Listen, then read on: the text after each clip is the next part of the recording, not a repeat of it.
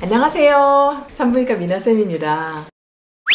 오늘은 여성의 감기라고 불리우는 질염에 대해서 이야기하려고 해요. 물론 진료를 정확하게 하지 않고 모든 것을 알 수는 없지만 이 영상을 여러분들이 끝까지 시청하시면 질염에 대해서 많은 도움을 얻으실 수 있을 것입니다. 여러분들 입에 침이 있는 거 아시죠? 이 침이 없으면 우리 말도 못해요. 음식을 먹을 수도 없고요. 다른 병에 걸려서 우리는 정상적인 생활을 할 수 없답니다. 그런 것처럼 우리 여성의 질에 있는 분비물도 정상적으로 반드시 있어야 합니다. 우리 질에 있는 분비물이 여성의 생식기를 보호해주고 안정시켜주는 역할을 하고 있답니다. 그런데 질염에 생기는 원인은 세 가지로 나뉠 수 있어요. 우리 몸이 너무 피곤해서 이런 정상적인 분비물을 만들 수 없을 때 생깁니다. 두 번째로는 다른 곳이 아파서 항생제를 먹을 수밖에 없는 경우가 있죠.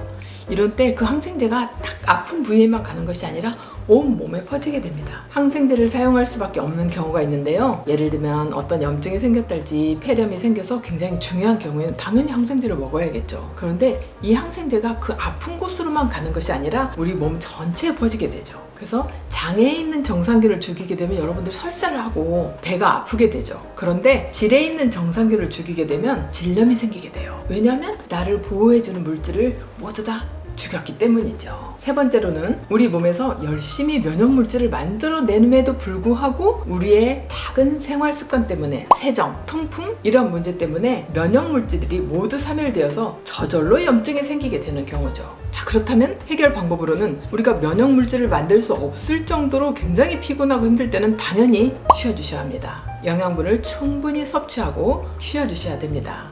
그리고 어쩔 수 없이 항생제를 사용하는 경우에는 항생제를 먹고 난 약 2시간 후쯤 충분한 양의, 평소에 하나 먹는다면 2-3개 정도의 유산균을 먹어서 사멸되는 만큼을 보충해 주는 것이 중요합니다. 그리고 세 번째로는 우리가 열심히 우리 몸에서 면역물질을 만들지만 내가 잘못된 생활습관, 즉 세정을 잘못함으로 인해서 그 면역물질들을 모두 씻어내는 경우가 있죠. 이 경우를 가장 주의해야 합니다. 제가 지금까지 30년 넘게 산부인과 의사 생활을 하면서 내린 결론은 어떻게 세정해야 하느냐, 세정하지 말아야 되느냐, 그건 아닙니다. 그렇지만 세정을 할 때는 하루에 한 번 이하로 지나가는 물로 가볍게 세정을 하고 면수건으로 톡톡 두드려서 말려주는 것을 권합니다.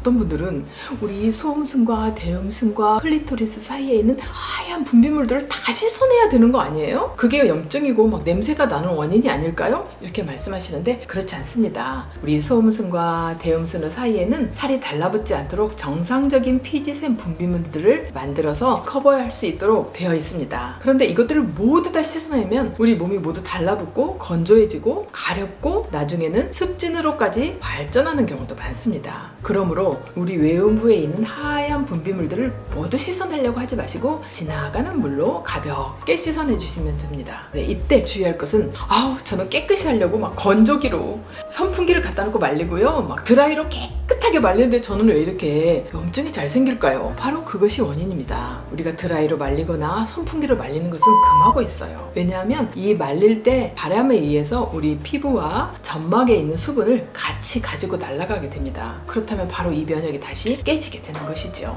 그리고 적절한 통풍을 하는 것이 중요합니다. 꽉 끼는 속옷을 입는 것보다는 치마를 자주 입는달지 운동을 할 때 요가복 같은 딱 달라붙는 옷은 운동할 때만 입고 빠른 시간에 벗는 것이 좋습니다. 저의 경우는 지금까지 질염에 한 번도 걸린 적이 없어요. 자랑은 아니고요. 산부인과 의사를 하다 보니까 이것이 원인이구나 싶어서 물론 그걸 피한 것도 있지만 평소에 이미 증상이 없을 때 남들의 2배로 항상 유산균을 섭취하고 세정의 습관을 고쳤더니 저는 지금까지 단 한 번도 질염에 걸린 적이 없습니다. 여러분도 바로 그렇게 되실 수 있습니다. 결론은 질염은 반드시 예방이 가능합니다. 그리고 세정과 생활 습관을 교정하셔야 됩니다. 하지만 정말 중요한 것은 이미 증상이 생겼을 경우예요. 분비물이 아주 병적으로 변한 경우에는 전문가를 찾아서 정확하게 진단을 하고 그에 맞는 약과 질정과 이런 것들을 사용하지 않으시면 많은 시간 동안을 허비하게 됩니다. 그래서 본인들이 스스로 진단해서 난 이거 같아. 그래서 막 씻어보기도 하고 막 질정을 넣고